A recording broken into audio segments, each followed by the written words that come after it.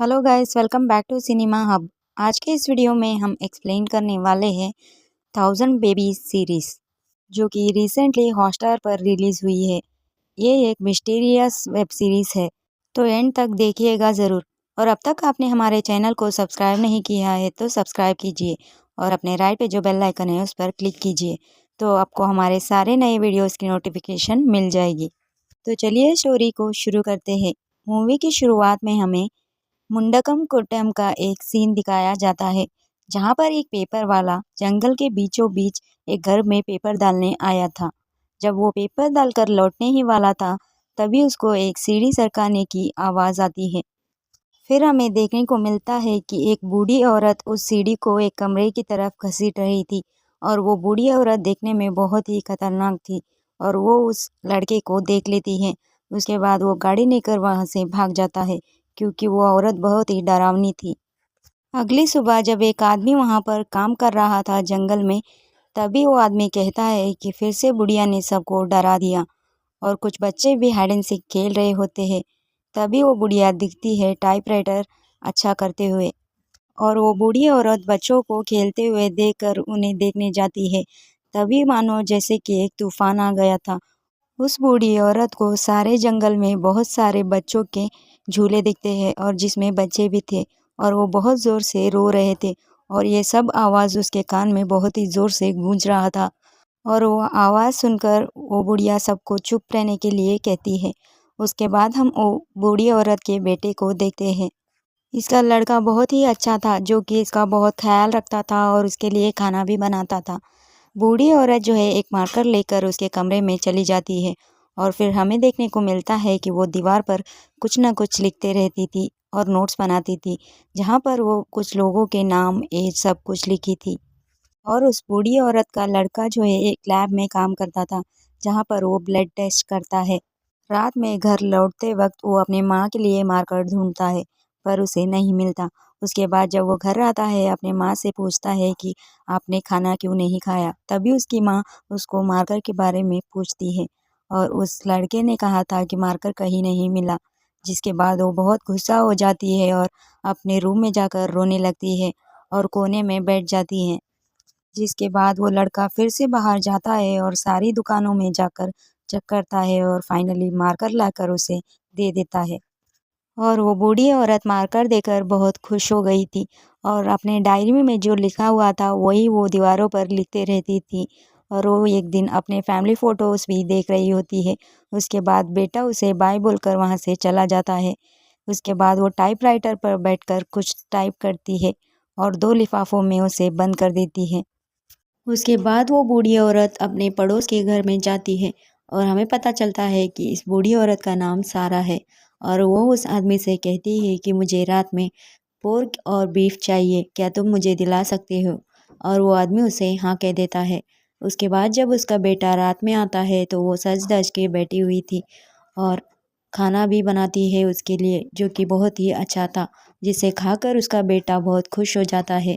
उसके और तभी वो बूढ़ी औरत अपने बेटे से कहती है कि बेटा, तुम्हें नहीं लगता कि मैं पागल हूँ, जो कि दीवारों में कुछ ना कुछ लिखते रहती हूँ, और लोग ऐसा ही समझते हैं और मुझसे बहुत डरते हैं। तभी वो उसका बेटा बोलता है कि नहीं माँ, ऐसा कुछ नहीं है। और वो कहती है कि मैं आज तुझे सच बताने वाली हूँ, जिसके बाद तू अगर ये सुनकर भी मुझे पागल ना कहे तो मैं मान जाऊँगी।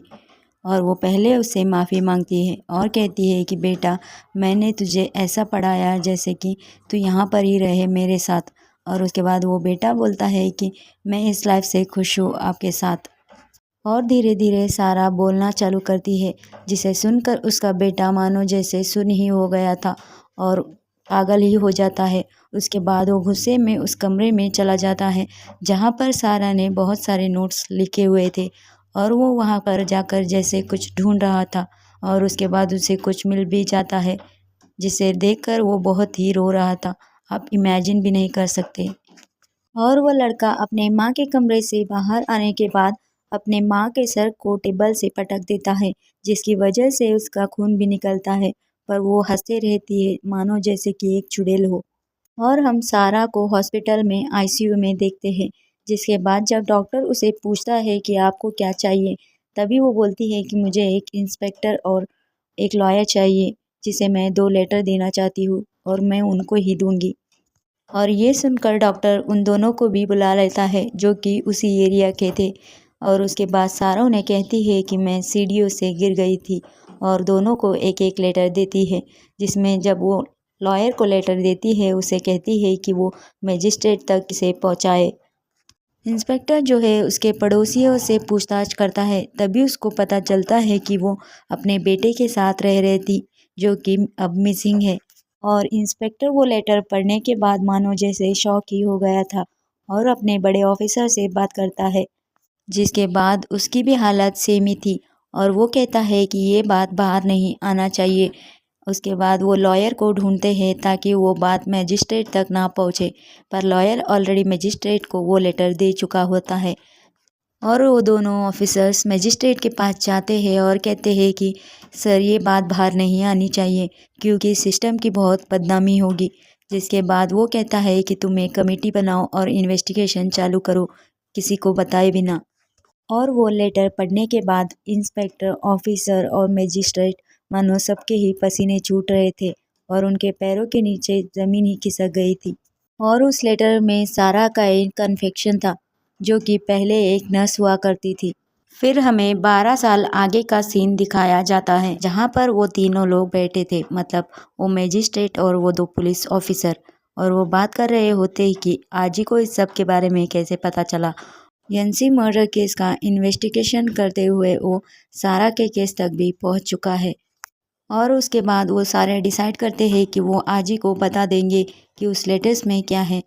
और उसके बाद हमें उस दिन से 1 वीक पहले की सीन दिखाया जाता है, जिसमें एनसी, जो कि एक मशहूर एक्ट्रेस थी, उसका डेड बॉडी उसके ही कार में मिला था। जिसके बाद उसके बहुत सारे फैन शॉक हो गए थे, और उसका पति एसके, जो कि एक बहुत बड़ा राइटर था, वो भी वहाँ पर आता है। जिसके बाद एमएलए जो है एनसी के पति एसके से कहता है कि तुम चिंता मत करो, हम पता लगा लेंगे कि कैसे मौत हुई है। एनसी, जो कि मलयालम इंडस्ट्री की एक बहुत बड़ी एक्ट्रेस थी, जिसका मौत होने की वजह से फैंस बहुत ही शॉक हो गए थे, और वो कहते हैं कि हम बॉडी को पोस्टमार्टम करने नहीं देंगे, और उनकी बॉडी सीधा उनके घर जाएगी। जिसके बाद पुलिस जो है इन्वेस्टिगेशन करने के लिए पोस्टमार्टम करना ही पड़ेगा सोचकर उसका पोस्टमार्टम कर देती है। और उसके बाद पुलिस को पता चलता है कि एनसी की मौत जो है एक हमले की वजह से हुई है, और हमला भी बहुत सफाई से किया गया है। और कातिल को पता था कि लोग जो है वो पोस्टमार्टम करने के लिए मना ही कर देंगे, और कातिल जो है एग्जैक्ट हार्ट में ही वार करता है, जिसकी वजह से उनकी मौत हो गई थी। उसके बाद केस जो है इंस्पेक्टर अजी को सौंप दिया जाता है, और वो जो है एनसी के साथ जो जो लोग काम करते थे वहाँ पर जाकर सबसे पूछताछ करता है, पर उसको कुछ नहीं पता चलता। जिसके बाद एनसी की मेकअप आर्टिस्ट जो है कहती है कि उसके और उसके पति के बीच कुछ झगड़े चल रहे होते हैं। उसके बाद इंस्पेक्टर एसके से मिलकर कहता है कि आपके और आपके पत्नी के बीच झगड़े चल रहे थे, और हमें पता चल गया है। जिसके बाद एसके कहता है कि किस पति और पत्नी के बीच झगड़ा नहीं चलता। और तभी एक कांस्टेबल आकर कहता है कि एसके की गाड़ी में एक डमी बॉडी मिली है, मतलब एक डॉल, जहां पर सेम निशान थे जैसे कि एनसी के बॉडी में थे। जिसके बाद फॉरेंसिक डॉक्टर कहता है कि पहले डॉल पर प्रैक्टिस किया गया है, और उसके बाद एनसी को मारा गया है।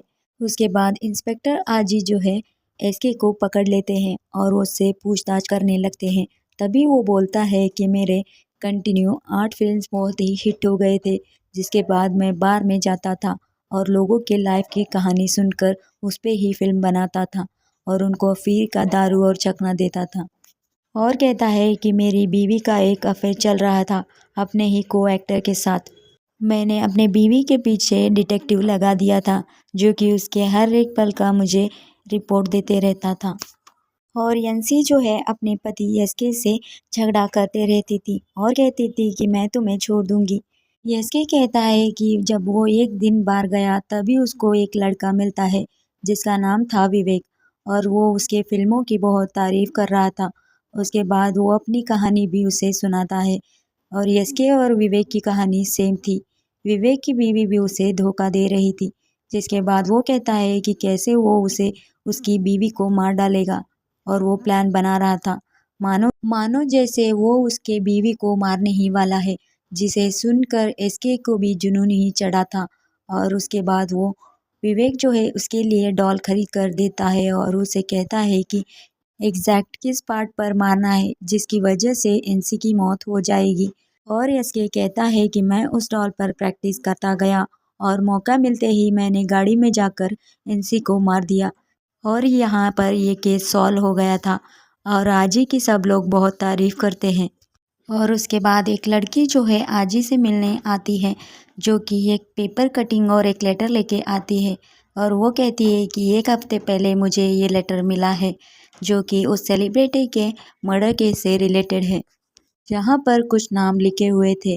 और वो सोचती है कि वो इंस्पेक्टर को दे दे और वो कहती है कि ये लेटर मुझे शायद विवेक ने भेजा है, क्योंकि वो मेरा एक अच्छा दोस्त है जो कि लैबोरेटरी में काम करता था और हम दोनों साथ में काम करते थे।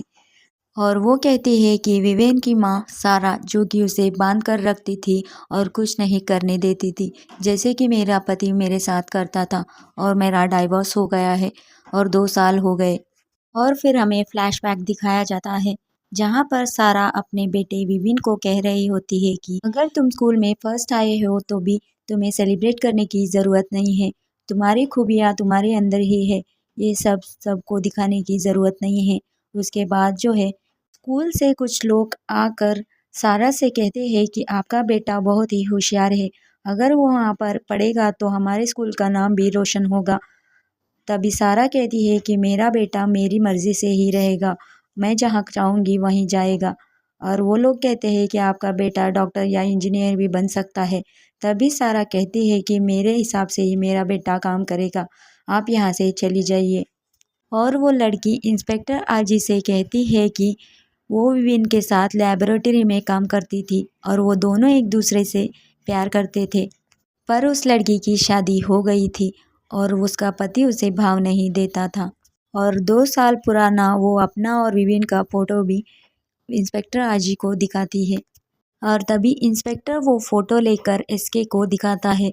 तभी एसके कहता है कि वो विविन ये नहीं है।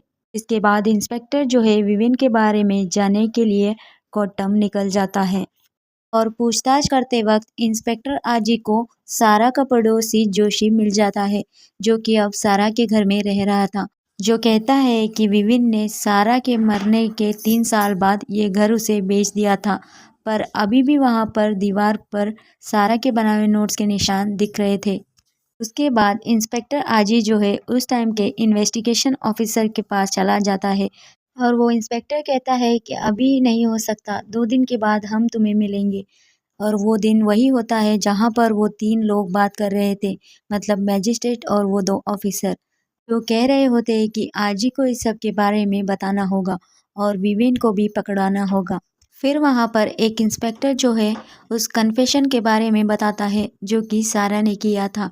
और आगे की स्टोरी के लिए आपको हमारा 100 बेबीज सीरीज़ पार्ट 2 देखना पड़ेगा, जो कि जल्द ही अपलोड होगा। आप जल्द ही वीडियो को लाइक कर दीजिए, क्योंकि 100 लाइक्स के बाद ही हम पार्ट 2 को अपलोड करेंगे। तो मिलते हैं अगले वीडियो में।